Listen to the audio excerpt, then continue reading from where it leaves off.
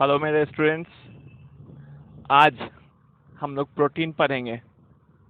Protein, आपको पता है चैप्टर का नाम क्या है? जैव अणु, यानी कि बायो मॉलिक्यूल्स। तो जैव अणु में हम लोग कार्बोहाइड्रेट देख चुके हैं। आज हम लोग प्रोटीन देखने जा रहे हैं। प्रोटीन जो होते हैं ना, वो एमिनो अम्ल से बनते हैं। यानी कि प्रोटीन के जो एकलक हैं, मोनोमर, वो एमिनो अम्ल हैं। और एमिनो अम्ल जब आपस में संयोग करते हैं ना, तो प्रोटीन का निर्माण होता है। यानी कि हम कह सकते हैं कि जो प्रोटीन है वो एमिनो अम्ल से बने होते हैं। प्रोटीन कैसे बने होते हैं? अमीनो अम्ल से। और प्रोटीन सभी जीवों के जीव तंत्र में बहुत ही आवश्यक भूमिका निभाते हैं। यानी कि हमारे शरीर में जितनी क्रियाएं होती हैं उनमें प्रोटीन का बहुत ही योगदान होता है। हमारे शरीर में जो हार्मोन है वो भी प्रोटीन से ही बने होते हैं। हार्मोन जैसे इंसुलिन का नाम सुने होंगे, जो शरीर में शुगर के लेवल को मेंटेन करता है, यानी कि चीनी की मात्रा को मेंटेन करता है। इंसुलिन हार्मोन वो भी एक प्रकार का प्रोटीन ही है। यहाँ देखिए उसका नाम लिखा हुआ है इंसुलिन। ये रक्त में शुगर यानी कि चीनी या शर्करा की मात्रा को नियंत्रित करता है। हीमोग्लोबिन जो है हमारे शरीर में, ये भी प्रोटीन है। हीमोग्लोबिन कहाँ पाया जाता है? तो रक्त में।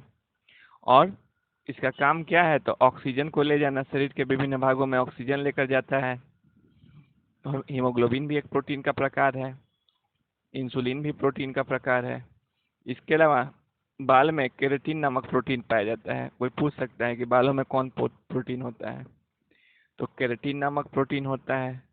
केराटिन नाखून में भी होता है और त्वचा का भी निर्माण करता है।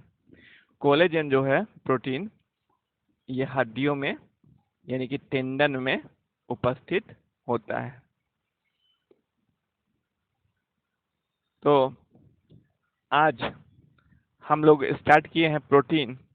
प्रोटीन क्या है? प्रोटीन का निर्माण एमिनो अम्ल से होता है और ये जीव तंत्र में महत्वपूर्ण भूमिका निभाते हैं। हार्मोन भी प्रोटीन से ही बने होते हैं, जैसे कि इंसुलिन है। इंसुलिन क्या करता है? तो रक्त में, कहाँ? तो रक्त में शर्करा यानी कि शुगर के स्तर को, उसके लेवल को नियंत्रित करता है, मेंटेन करता है। जब इंसुलिन की कमी हो जाती है तो व्यक्ति को चीनी की बीमारी हो जाती है, शुगर की बीमारी यानी डायबिटीज की बीमारी हो जाती है। हीमोग्लोबिन भी प्रोटीन है। हीमोग्लोबिन क्या करता है? शरीर में ऑक्सीजन पहुंचाता है। और केराटिन नामक जो प्रोटीन है, केराटिन नामक प्रोटीन क्या करता है? तो इससे नाखून बनते हैं, इसी से बाल भी बनते हैं और त्वचा का भी निर्माण केराटिन से ही होता है। तो एमिनो अम्ल की अगर संरचना बनाई जाए तो एमिनो अम्ल की यही संरचना है। यानी कि एमिनो अम्ल में अम्लीय समूह COOH होता है और एमिनो समूह यानी कि NH2 होता है। तो आज ये जो हम लोग संरचना देख रहे हैं, किसका संरचना है? तो एमिनो अम्ल का संरचना है।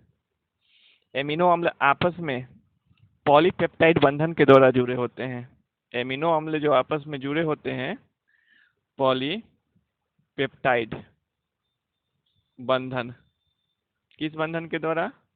तो पॉलीपेप्टाइड बंधन के द्वारा जुड़े होते हैं और इस प्रकार वे प्रोटीन का निर्माण करते हैं। तो क्वेश्चन आ सकता है कि पॉलीपेप्टाइड बंधन कहाँ पाया जाता है?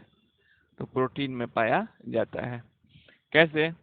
तो एमिनो अम्ल आपस में पॉलीपेप्टाइड बंधन से जुड़कर प्रोटीन का निर्माण करते हैं।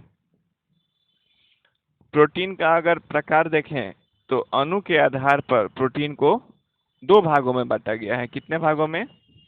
दो भागों में बांटा गया है। पहला जो है वो रेशेदार प्रोटीन है, इसको फाइब्रस प्रोटीन भी कहा जाता है। तो इसमें पॉलीपेप्टाइड जो श्रृंखलाएं होती हैं, यानी कि पॉलीपेप्टाइड की ये श्रृंखला जो होगी, प्रोटीन की श्रृंखला, वे एक दूसरे के ना समानांतर रहती हैं, ऐसे समान अंतर पर। तो रेशेदार प्रोटीन में पॉलीपेप्टाइड श्रृंखलाएं कैसी होंगी? तो समानांतर एक दूसरे की होती हैं और एक दूसरे से ना हाइड्रोजन बंधन के द्वारा जुड़ी होती हैं। यानी कि ये जो दो श्रृंखला है आपस में किस बंधन के द्वारा? हाइड्रोजन बंधन के द्वारा जुड़ी होती हैं। तो रेशेदार प्रोटीन का उदाहरण हमारा केराटिन हो गया। केराटिन कहाँ पाया जाता है? बालों में, ऊन में भी पाया जाता है और रेशम में भी पाया जाता है। नाखून में भी केराटिन पाया जाता है।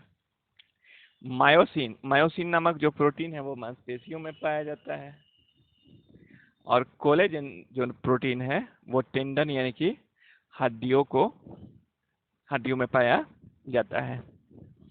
तो इस प्रकार से अभी हमने देखा कि पहला कौन है? तो रेशेदार प्रोटीन, इसको फाइब्रस प्रोटीन भी कहते हैं। इसमें पॉलीपेप्टाइड जो श्रृंखलाएं हैं एक दूसरे के क्या है? समान अंतर पर है, यानी कि समानांतर है और एक दूसरे से हाइड्रोजन बंधन के द्वारा जुड़ी होती हैं। इसका उदाहरण केराटिन हो गया जो बालों में होता है, मायोसिन मांसपेशियों में पाया जाता है और कोलेजन नामक प्रोटीन हमारे टेंडन में पाया जाता है। और दूसरा है गोलिकाकार प्रोटीन। गोलिकाकार प्रोटीन, इसको ग्लोब्यूलर प्रोटीन भी कहते हैं। चाहे तो गोलिकाकार कहिए या ग्लोब्यूलर कहिए, यानी कि गोल आकार का प्रोटीन होता है। और देखिए यहाँ इनकी आकृति गोल होती है, लिखा ही हुआ है। और इनमें जो आकर्षण बल है वो दुर्बल होता है, मतलब कमजोर होता है। इसी कारण ये ना जल में विलय होते हैं, जल में घुलनशील होते हैं। जैसे इसका उदाहरण हो गया इंसुलिन। ये माने ब्लड में पाए जाने वाला हार्मोन है जो ब्लड में, खून में शुगर की मात्रा को यानी शर्करा की मात्रा को नियंत्रित करता है। इसके अलावा पेप्सिन है, प्रोटीन के पाचन में सहायक एंजाइम है। हीमोग्लोबिन है जो हमारे शरीर में ऑक्सीजन की सप्लाई करता है। साइटोक्रोम और एल्बुमिन, एल्बुमिन अंडों में भी पाया जाता है। ये सब गोलिकाकार प्रोटीन के उदाहरण हैं। यानी कि गोलिकाकार प्रोटीन क्या होते हैं? तो ये जल में घुलनशील होते हैं और उनकी आकृति कैसी होती है? गोलाकार होती है और इनमें दुर्बल आकर्षण बल पाया जाता है। गोलिकाकार प्रोटीन का उदाहरण इंसुलिन, पेप्सिन, हीमोग्लोबिन, साइटोक्रोम और एल्बुमिन है। तो आज के पढ़ाई में हम लोग इतने ही रहने दें। Thank you.